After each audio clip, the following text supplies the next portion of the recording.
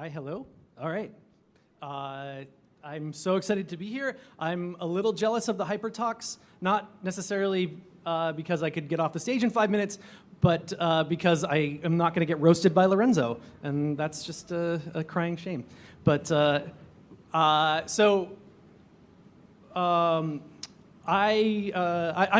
don't make digital games, so we're going to talk about physical games for the next 30 minutes. So a bit of a change of pace. As Rod mentioned, I am the head of games at Kickstarter, and some of you may know me from that role. This is me as Dungeon Master at Kickstarter with some of my colleagues playing basic Dungeons & Dragons, because my other passion is that I love RPGs to the point of madness, and that I make them. I've been publishing RPGs on my own since 2002. I've made a bunch of different games. Burning Wheel is one of the more popular ones. Mouse Guard's another one. It's okay if you've never heard of them. They're very small, very weird games. But the reason why I mention this here is because I make books very regularly, books full of rules, physical books, and I try to make them very pretty. Like this is a cover flat for one of the books. But today I'm going to talk to you about another role-playing game that I made called Inheritance, and it is not a book. It turned into something else. But the process, the whole story begins in 2005. Now, by necessity, I had to kind of focus this into a narrative with a beginning in 2005 and an end in 2017, but that's kind of a fabrication, that the idea that there's kind of a purpose, that I began with some kind of knowledge of where I would end 12 years later. That's not true. This is the story of a blind, partially deaf man wandering through the wilderness, fumbling his way along, kind of shouting words into the wind. But yeah, so we have a lot to cover, so I'll start from the beginning, and hopefully this will make sense. So in 2005, I had just released a new edition of my role-playing game, The Burning Wheel, and I was working up demo scenarios for the game, and I came up with a new scenario called Inheritance. And you can see the new scenario is called Inheritance. It was meant to be a demonstration scenario for game conventions, and you play a Viking family on the eve of the death of their grandfather and patriarch, and the game promised lots of internal strife as the players all fight for the inheritance. Pretty cool. All right, seems like a grabby concept. Vikings, right? Vikings and fighting. Seems good. So this was actually the original design doc. This is what we call a relationship map. And you can see there's different kinds of connections for the characters. You can see all their funny Viking names. And yeah, this is where myself and my editor began. And then that eventually turned into these disasters, which are the character sheets for that's I don't know, that's like Einhjar and Gefjon, two of the characters.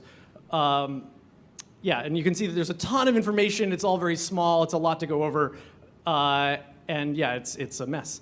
But 2006, the next year. So every time the date slide comes up, you have to think of like Law and Order or something and think of like dun dun as the sound effect. But anyway, so I get a query on these my forums asking, hey, what's this? I've heard of this new scenario that you've run.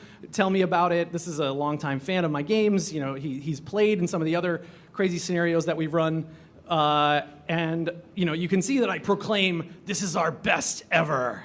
All right, pretty cool. I'm very, very excited about this process. 2007.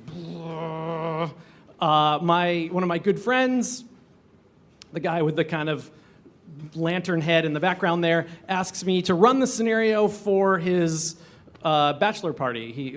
The scenario has kind of grown in such lore that it's something that you do in one evening. It takes 10 players, yeah, he didn't want to go to a strip club. He wanted to play Vikings vying for their inheritance for his bachelor party, and apparently we had quite a good time. Yep, and then that same year, another player passes a review on to me that he had an incredible experience playing this with me at a local game convention. Cool. All right, everything's moving along. 2008.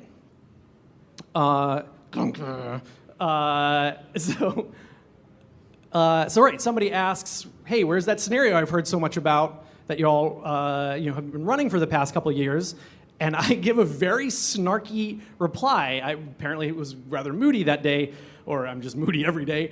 I say it was never released. Oh, sad day. Like, why? What happened?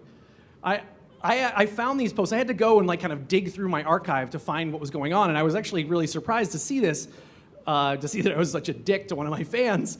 But apparently, I decided not to release it. Another year passes. I get another question. When are you going to release that scenario? And now, in 2009, I declare the game has no merit. Dead, done. So what happened, right? What happened in those 4 heady years of obviously being involved in this, playtesting it, got enough of a reputation where people were asking me for the game, and I had to think long and hard about what happened there. I was very surprised to find these, and I couldn't remember for the life of me. But over the past couple of weeks putting this presentation together, I think what was going on here, especially in 2009, is that I had reached this this kind of flexion point with the game that the scenario was supporting. And the game was struggling, and I was trying to express what the game was about to an audience, and I felt the scenario wasn't serving that game. And so that's what this really became, was a struggle between the game, a choice between the game and the scenario. And I chose the game. I put the scenario aside. I said that it's not serving me as a creator. It's not serving the community. So fuck that shit. I don't care if it's the best thing ever. We're going to kill it. 2 years pass, where I at this point I'm promoting the game itself, the RPG. I don't think about it. But in 2011, I was invited to be a guest at a conference in Denmark called Festival. That's myself and my friend and some of the LARPers we met there. Festival is kind of a maze for LARP. If any of you know what it is, it's really remarkable, and it is just full of incredibly smart people really pushing the cutting edge of game design. Now, at this point, I had never designed a LARP, and I didn't know why they invited me to be a guest at their conference, but I was flattered. I went, and frankly, once I got there, I was terrified by what I saw, and how quite literally foreign the games that they were playing were to me. But I think, being honest about the entire life cycle of this game, I think this was a really key moment. I think Festival planted the seeds of what was possible in my brain. Because in 2012, a year later after Festival, something clicked. And not only did I return to that scenario and admit that the scenario was worthy, it was good, and it was worth re-exploring, but I suddenly understood how to make it its own game, right? How to pull the scenario away from its original game, keep the core struggles and the good concept for it, make it its own thing, but most importantly, it really all clicked in at once. I had an idea of how to make it a game that I could give to someone. So rather than it just being a scenario that I take with me to conventions and run, and it lives on its reputation, which is honestly how many LARPs live. They're almost like these folk games that are passed on from person to person, or maybe they're, a sheet or two of rules that get handed around. I had this flash and understood how to make the game an object that then anyone could take and play. And so we worked up these prototypes. There's the character envelopes you can see, and I had the foresight to print up some stuff for an event. But these become character cards here. Very, very, very crude prototypes, and we took it to PAX and we play tested it. And you will start to see a theme here, but now this is a LARP, right? This is a chamber LARP. You will start to see the theme of people, obviously earnestly talking to one another, people sitting around tables, and what I'm very proud of is the rules in the game for lying on the floor when you are dead. You'll see lots of people lying on the floor. We tested it again a few months later. The scenario was working. This is interesting. It was exhausting and very emotionally intense, which I feel like was probably a good thing, but it was taxing on me to run. We tested it. You can see some of my excellent playtest materials there, and those red pieces of paper. Those are props in the game. Those are meant to represent prayer staves that you're burning on a fire. And you can see my friend Vincent Baker lying dead. And also, just a footnote about this slide: Vincent is still mad about being killed in this scenario. He was killed by this dude, and he still talks about how pissed he is and how he wants personal revenge. And we tested it again. We took it out, and we kept. I kept pitching it at events, and people were interested, and the results that I had imagined, fell into the parameters of the game. So next year we kept testing. We kept taking it out. Another year, I exhaustively testing. This time I was invited to Ropocon in Espoo in Finland, and I was very, very nervous about this particular test because the Finns were conquered by Vikings, and so I was curious how they'd feel about it, and they liked Vikings a lot. It was probably the worst test of all of them. It was nearly a disaster game, but those are, for those of you who do playtesting, you know that's very valuable input. And so after each test, I would tweak the rules, tweak the characters, trying to make sure that all the conflicts are right, all the characters were getting good spotlight time, and that the rules are being clearly expressed, so that when I hand it to one of you, you can run it. Tested it again. But now I felt like we were hitting our stride, right? 2014, we're going to finish this game. In this playtest, we actually had a fire and wood to burn. It was I was very happy that the game actually worked with real fire. So I commissioned art. The title screen that you saw was some of the art that I commissioned, some of the character art, and this is the booklet cover, and that's the card back.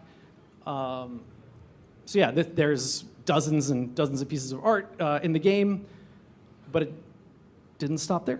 2015, every step that I took, every time I commissioned a piece of art or refine the game and tweak something in the playtest, I realized that there was one more element missing, that there was one more step I needed to take every time. So we prototyped. How was I going to deliver this game? How was I going to solve some of the problems? You saw with some of the paper prototypes, the players just wreck them, right? The players take their characters, they crumple them up, they jam them in their pockets, they rip up the envelopes that contain their cards in them. So, I had the idea that the game would be shipped in a cloth bag, and that the character information would be contained in pouches that the players would wear around their necks that would also double as name tags, right? Because also everybody's got a funny Viking name. No one can ever remember. There's nothing that kills your LARP buzz, like somebody walking up to you being like, hey, what's your name again? Ein what? I also simplified the names. I went back and did research into Danish history, used reading the Saxo Grammaticus, and I chose names that were pronounceable in there rather than some of the early names I had. But with the idea with the pouches though is that you could walk up to someone and see their name, and they could also just pull their rules out and have them at hand. But it didn't stop there. 2016, prototype the cards. You kept tweaking, kept prototyping, and then finally I felt like we were ready, and we launched a Kickstarter project, and we raised $48,000 from 500 backers. It's pretty good for a LARP, but really our hell only began there, because then I needed to take that pouch concept, and I taught. Of course, all the manufacturers that I talked to, all the shops that I talked to before I ran the Kickstarter project that I got quotes from, who said like, yes, we will do it for this amount of money, they all backed out. All of them said, oh, no, not for that quantity, or not with that material, or, and fortunately, a friend of mine had just started a screen printing studio. At the same time I was starting, or I just finished the Kickstarter project, and he quite literally saved this. This is a die template for what would become the screen on the screen printing machine for the pouches, the cloth pouches that would be made for each character. And so, right, so these would be printed flat, cut, folded, sewn. But then there was the bag. I had never made cloth components before. Suddenly I found myself in this whole other world, right? Where this is what I sent to the shop. So, this is my sketch. I want a bag that looks like this. And they sent me back. We talked about it for weeks. They sent me back this template. And then this meant I had to go back to the artist, the original artist for the game, who was very busy. With his family and his new job and everything, and I had to commission new art to fit the bag because I had not thought that through, not that I could have.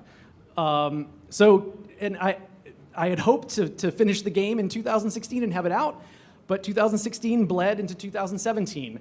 And then I got a lesson in being dumb. So we made about 380 copies of this game, and there are in the game there are 13 decks of cards that are distributed amongst 10 characters. There are 10 rule books, 10 pouches, 7 staves, a printed copy of the will, and then envelopes. All of those things need to go in envelopes, and all the envelopes need to be labeled. So those fucking envelopes, they had to be hand stamped. We didn't make enough envelopes to send them to a printer to be printed. It would have been too expensive. So we hand stamped them. 5,000 envelopes for 13 different stamps.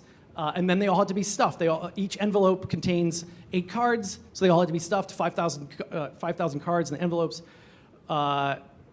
It just was months of, that's Danzig, that's our fulfillment cat.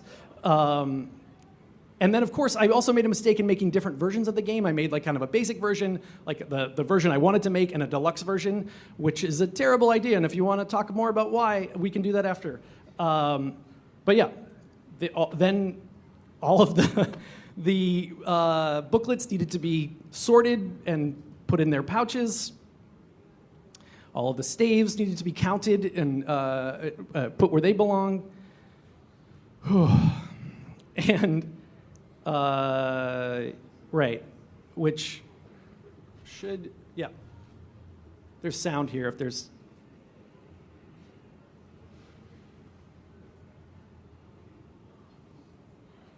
So I drafted my friends into a sweatshop.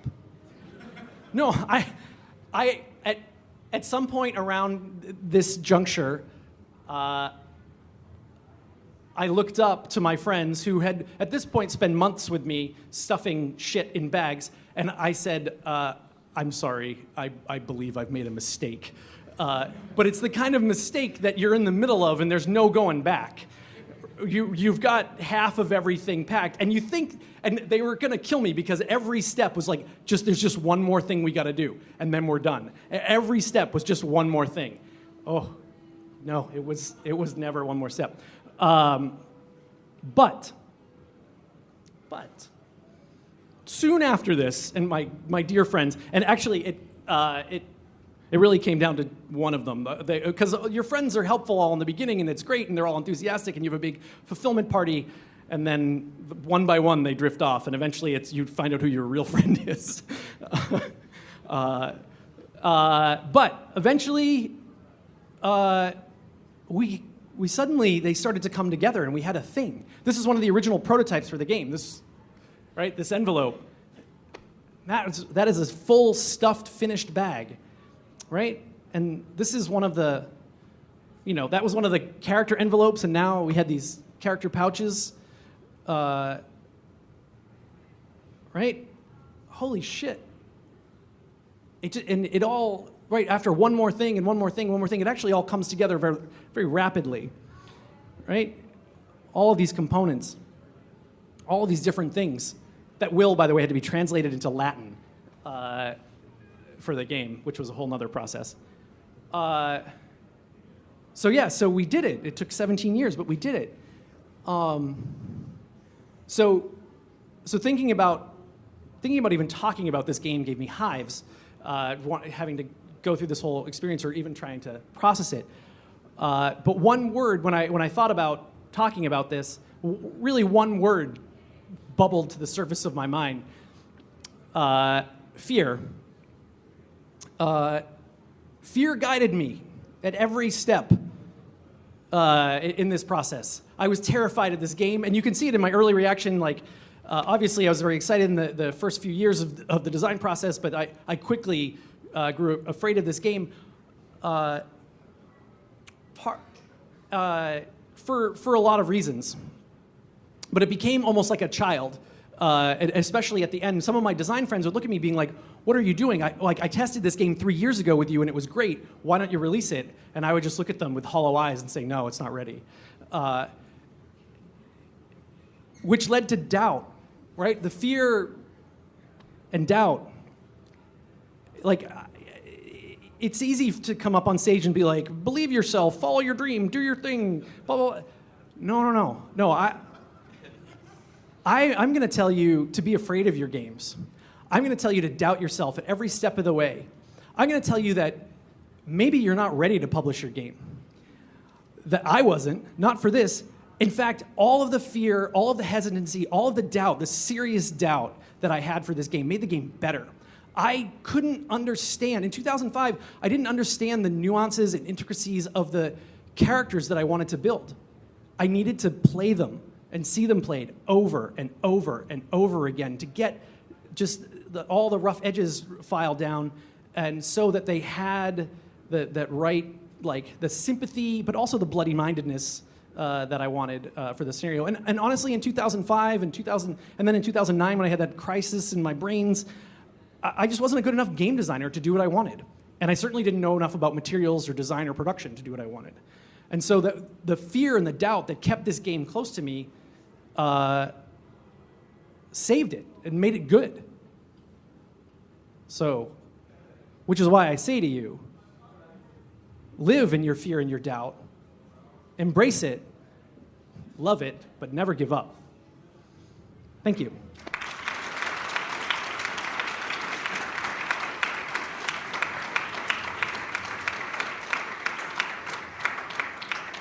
All right, well, contrary to my best impulses, I have 5 minutes for questions, but yeah, I'm happy. Oh, I have, if you want to pass this around, I actually have brought one of the cloth bags. It's not packed, but if you want to see what the quality of the components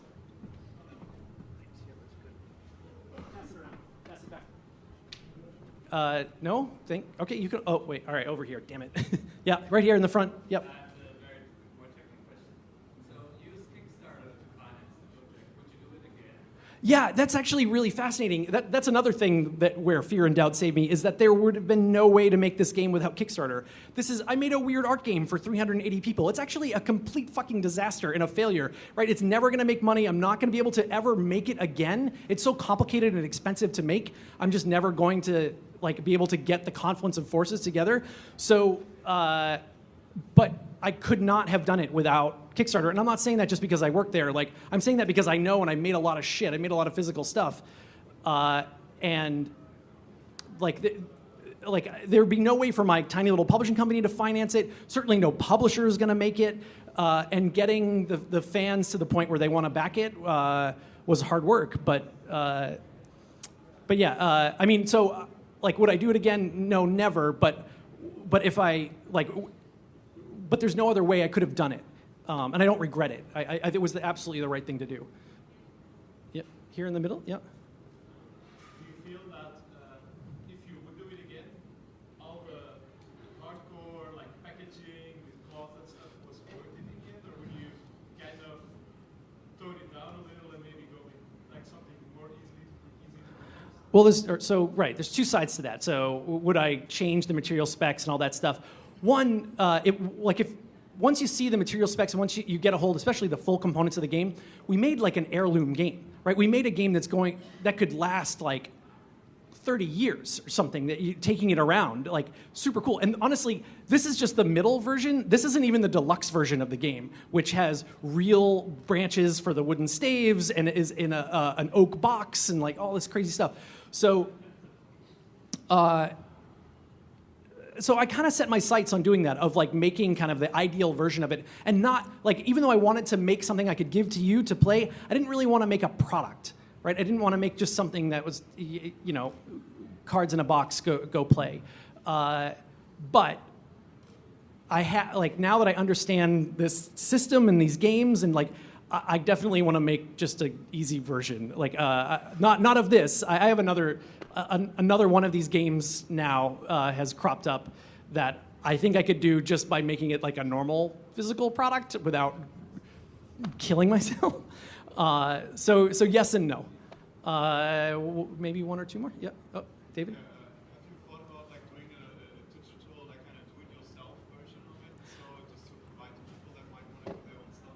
Yeah. So for the Kickstarter project, we did offer a PDF download. So, but I'm a crazy person, and I cannot stand the idea that you will have a suboptimal experience with the game, right? Like I have a complete experience in mind when I design this game and like what I want to hand you for the game. So giving the PDF away is like pulling my fingernails out. Like I actually, the PDF has been ready for months, and I have not released it to my backers yet, because I want people to get the real deal in their hands first, so that's their first impression of the game. And then I'm never giving the PDF away again. Like instead of giving the PDF people cards like that they have to cut out, like that's such a hellacious experience. I actually just gave them the design doc, essentially. I cleaned it up and made it nice, but it's a matrix of results that got processed into cards, right, that we turned into cards. So I just gave them the matrix and said, don't fucking cut out any cards, just read the matrix and sort it out. But yeah, I hate the idea of making a game and trying to make an experience and then saying like, oh, here's a shitty version of it, just figure it out for yourself. It's not worth it to me. So yeah, I'm crazy. I am a crazy person. One more? Good? We good? All right, get out of here. Thanks. That was great.